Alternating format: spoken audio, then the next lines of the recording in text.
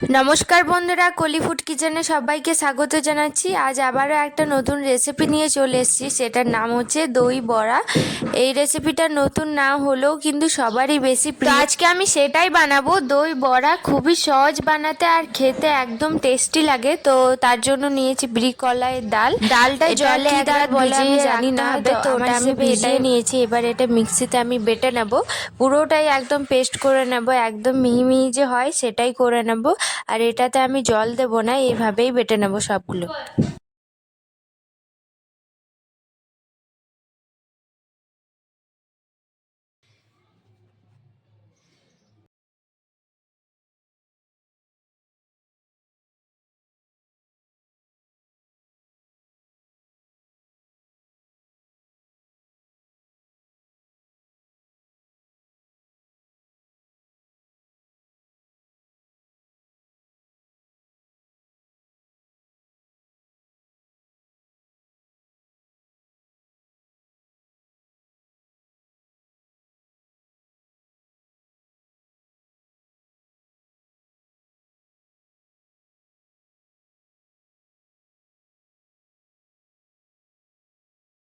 এই যে সবগুলো বেটে নেব, তারপর এটা হাতের সাহায্যে পুরোটাই ফেটাতে হবে।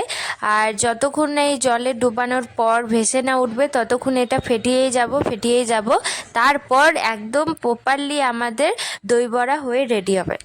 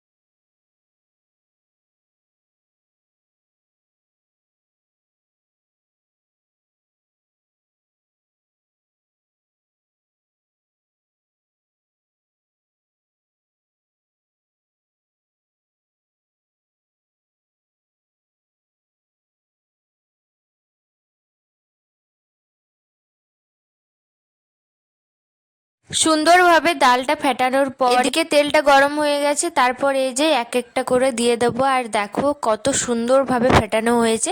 এইভাবেই ফেটাতে হবে, তাছাড়া একদম ভালোভাবে হবে না। তো এইভাবে আপনারা করে নেবেন।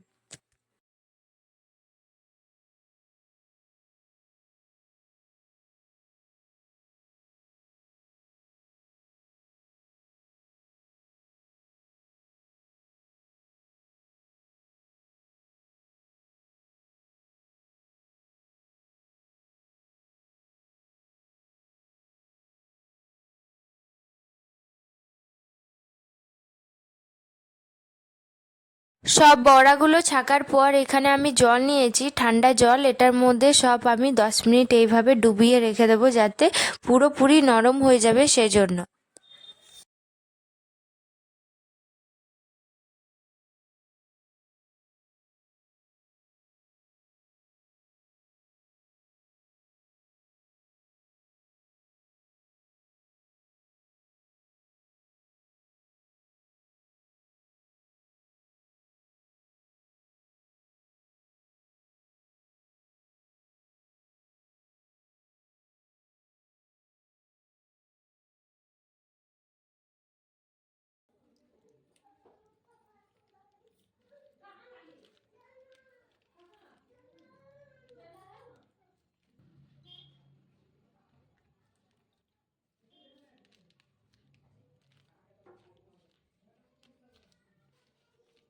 এই যে এদিকে 2 প্যাকেট দই নিয়েছি, তারপর দিয়ে দিচ্ছি চিনি, তারপর এটা সুন্দরভাবে ফেটাবো।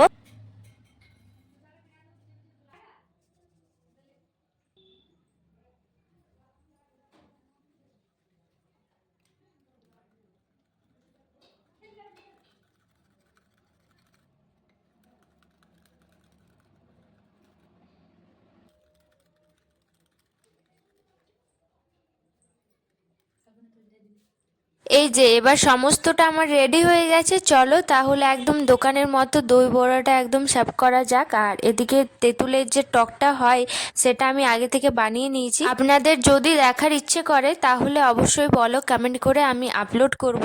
তেঁতুলের টকটা আগে থেকে বানিয়ে নিয়েছি, তারপর আর যে মশলাটা থাকে জিরে শুকনো লঙ্কা যে বাটা ওটাও রেডি হয়ে গেছে। এবার এই দই বড়ার ওপরে দই দিয়ে দেবো, একদম ভরপুর দই লাগবে, দই বড়া যেহেতু ভরপুর দই তো লাগবেই। তারপরে এই যে মশলাটা আমি দিয়ে দিচ্ছি, তারপর দিচ্ছি এই যে তেঁতুলের টকটা, তারপর কিছুটা সস দিয়ে দেবো আর কিছুটা সেও দেবো আর একটু বিট লবণ দেবো, ব্যাস আমাদের রেডি দই বড়া।